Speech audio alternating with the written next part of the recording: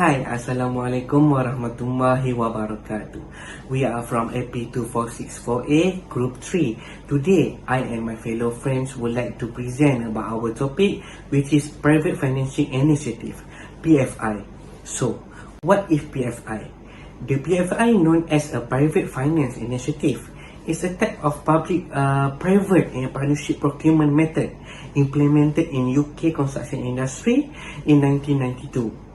As an important part of government strategy for delivering high-quality public services, public finance initiative requires the private financer to put its own capital at risk to deliver clear, defined public projects for a long time period. Ensuring the quality of work delivered within the time and budget, they use fund major public works projects such as schools, prisons, hospitals, and infrastructure. Instead of funding this project upfront from taxpayer, PFI procurements involve contracting the entire project package including design, construction, finance, operation, and maintenance to a group of private companies which consists of a reasonably skilled construction firm and facilities management firm. In Malaysia, even though the involvement of the private sector in assisting with the provision of public services and facilities is not new, only recently, under the New Malaysia Plan, the government has officially announced the implementation of project using PFI scheme in order to promote a greater involvement of the private sector delivering public services. The principal aim for implementing PFI is to provide an improved form of public procurement which, under the right circumstances, could yield improved efficiency, savings, and greater value for money than traditional procurement. PFI allows private firms and companies to secure large contracts, providing the government with millions, sometimes billions of ringgit to plan, develop and complete infrastructure projects that would otherwise cost the public purse a great deal. Hi, today I will explain to you the basic structure of Private Finance Initiative, or as known as PFI procurement method. Generally, I will explain to you the structure and then I will specific to you about the organization structure of PFI in a project. So, the purpose of structure is it should be a common to all parties involved in the procurement, construction and concession period. Then, the clarity provides something to aim for and serve as the fundamental unifying force for the collaboration venture. PFI is a form of business partnering, therefore special challenges become apparent when two or more organizations, both private and public, are involved in the collaborative effort. It is important to clarify the roles, responsibilities, and the accountabilities in PFI procurement, since the collaboration across organization boundaries were specific of organizations such as public and private, such in policies, procedures, practices, and politics are different. Effective project management, which is a key to determine for project success, will save time, cost, overruns, and solve the problems which could not be anticipated in contract signing. The new structure has been accepted by both SPV and granting the authority representative as the major improvement for further PFI projects. A successful procurement requires an effective project procurement structure. Such a structure must provide, first, clear change of reporting. The second one is definitely define areas and responsibility. The third one is define level of decision making and authority. This structure of the PFI contract must define the basis for the future long-term operational and managerial relationship between public sector, which is the authority, and the private sector, which is special purpose vehicle, as known as SPV. A special purpose vehicle is a legal entity created by a firm, or is known as the sponsor, by transferring the asset to the SPV to carry out some of specific purpose. SPV have no purpose other than the transactions which they have created, and they can make no substantive decisions. So as you can see from the image, there are two parts, which is public and private sector in one organization. So as you can see, the public sector are the government advisory, which is the government, and now the recipient are the UITM, which is the recipient advisory. For private sector, as you can see, there is special purpose vehicles, is known as PFI concessionaire, and the advisory are the SPV consultant. On the left side, you can see there are two contractors that conclude to the SPV, which is construction contractor, and the facilities management contractor. And as you can see too, there are under the facilities management contractor, they are outsourced or the based on the management. And on the right side, you can see there are loan and insurance arrangement, which conclude the financial and debt provider. For the equity finance agreements, there are three investors, and the first one is construction investor, facilities management investor, and the third party equity investor. PFI is a setup of legal entity called a special purpose vehicles, or is known as SPV, which provide the seed equity capital for the project. It means the subsidiary created by a parent company to isolate in financial risk. SPV will also use private finance, a mix of equity participation for the expert in the construction, system developer, and the debtors. Apart from the financing the building, particular financing, the private sector will also responsible for maintaining and operating the facility throughout the duration of the concessions period.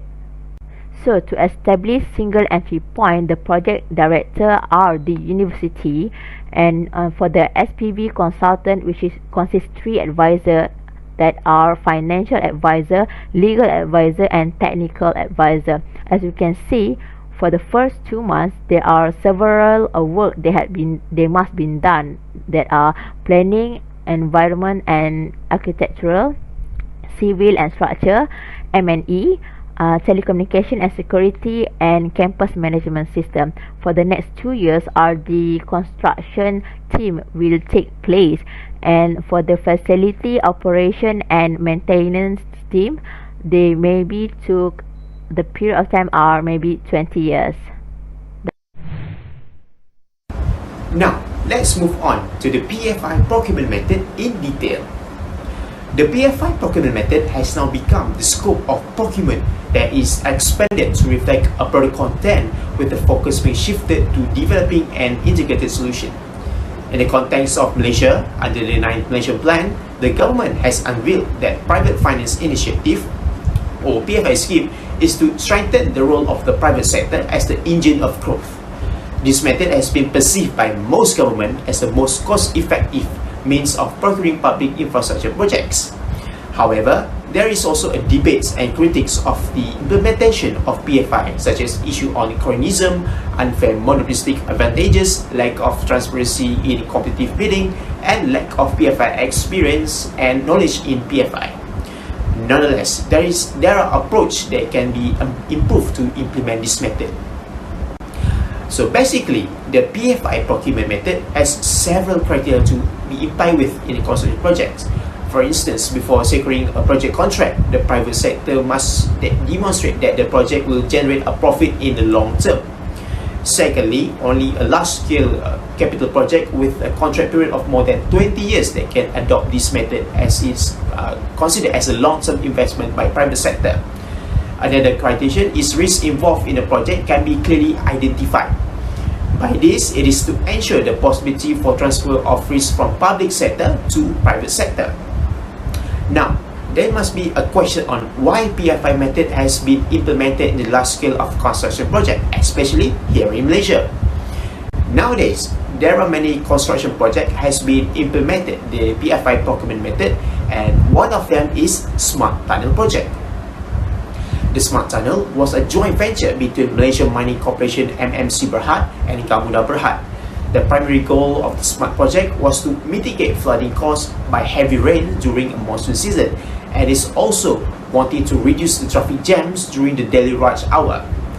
According to the case study, it was stated that Gamuda proposed a public-private funding initiative for the $514 million project, while the government financing $342 million. The Malaysian Mining Corporation MMC Berhad Gamuda Berhad joint venture operates this project under 40 years concession period. The concession is to operate and maintain the motorway portion of the tunnel. The Malaysian government maintains ownership of the land and the tunnel itself. The joint venture was the turnkey contractor for the project and formed the Syarikat Mengurus Air Banjir and Cawangan Sdn Berhad, or Smart Sdn Berhad Company, as the concessionaire operating the toll plazas. To recoup the capital investment and operating expenses, Smart Sdn Berhad charges a toll fee for using a motorway portion of the tunnel.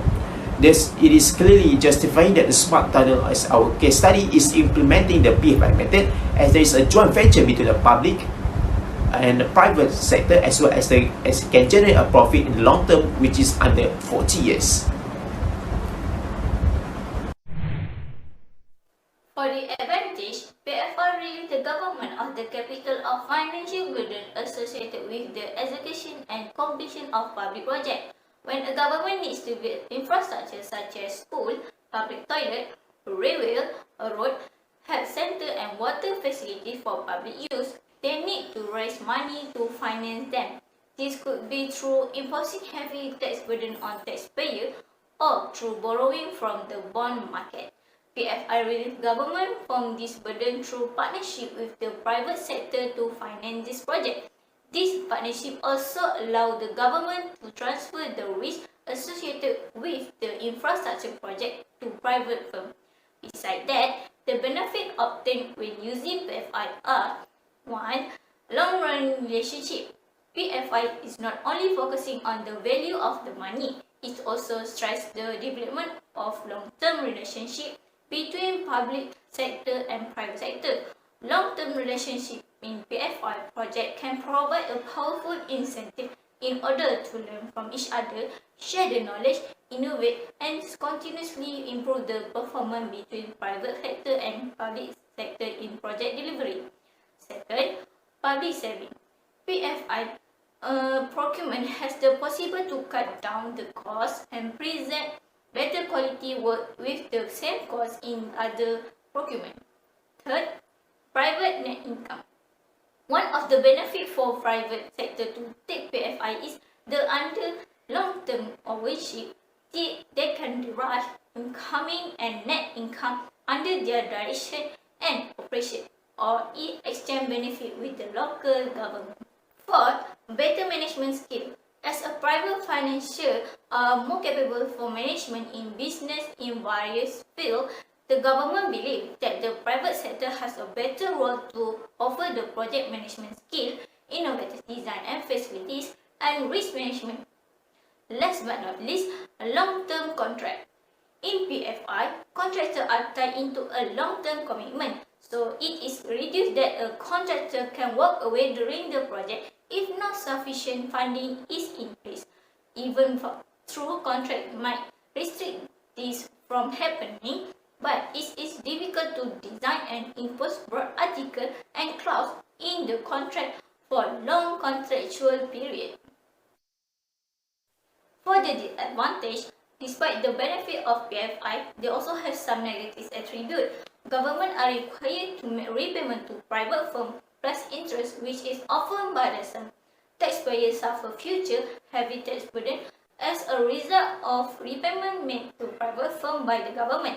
In some cases, private firms may not comply with quality standards when executing or managing public projects, and projects short of quality can be catastrophic in the future. Besides that, the advantage obtained when using PFI are: first, the time taken. The PFI process takes too long for management decision. This is the most negative factor associated with PFI procurement because a lot of management time was spent in the contract transition, length delay in negotiation, and high participation cost. Furthermore, PFI project is more complex than traditional procurement, taking longer lead in time before the start of the construction. 2. Risk allocation. It is an advantage for public sector that their risk during PFI have been allocated away to private sector. However, it would be a shortcoming for private bidder to carry the risk somewhere. Last but not least, high cost. PFI procurement has problems such as high tender cost, complicated negotiation, innovation cost restraint, and conflicting in objectives between stakeholders. Both of client and contractor complain that the cost of bidding, design, and construction are higher than the traditional procurement. For the conclusion, Malaysia has initiated numerous types of project procurement approach in delivering the public infrastructure project with the intention of reducing the government's burden in financing infrastructure project to providing infrastructure that is value for money to the taxpayer. This project procurement approach has revolutionized from conventional privatizations to the public-private partnership, PP, and finally the PFI. There are a few projects that use PFI in Malaysia, such as the Plus Express and Smart Tunnel. The main PFI is to achieve closer partnering between the public and the private sector at the both central government and local authority level. The government has embarked on using PFI as one of the method to procure building and infrastructure development project in Malaysia. PFI was involved the transfer of the responsibility of financing and managing capital investment and service in the relations to public sector asset to the private sector. The main challenges faced by the government and private sector in Malaysia are lack of understanding of PFI concept, the difficult to get funding, incorrect projection, and failure of 116 concessionaire to deliver service required in order to confront challenge in implementing PFI in Malaysia. Some recommendations are identified. One of the recommendations is that the government should come out with a clear set of guidelines and framework as soon as possible. The government seems to be not firm in mind what is the PFI is all about. They did not provide more effective training program to the public officer as well as private sector. Moreover, the advantage of PFI can be fully gained if there has a firm collaboration between the government and the private sector. PFI also offers some benefits which our traditional procurement could not offer. If properly implemented, the government has a unique and timely opportunity to use the PFI program to tackle many of the weaknesses in the existing implementation of privatized projects. The government should no longer have to be bear and financial and political costs of failed projects undertaken by the private sector, which were intended to benefit the public. Let risk be passed on those in the private sector who can rise to the challenge of undertaking projects to provide public service under the PFI. Thank you. That's all for us.